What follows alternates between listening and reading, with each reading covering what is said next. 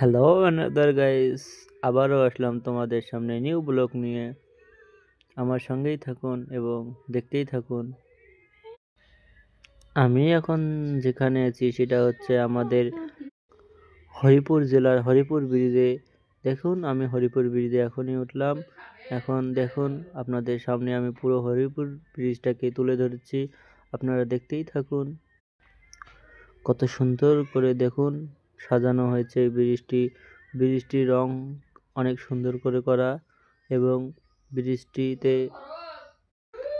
প্রত্যেকটি সারিতে সারিতে লাইটিং ইউজ করা হয়েছে। এত সুন্দর যে জায়গাটি তা আপনাদেরকে বলে বোঝাতে পারবো না। আমি এবং আমার 3 বন্ধু মিলে গিয়েছিলাম সেখানে ঘুরতে।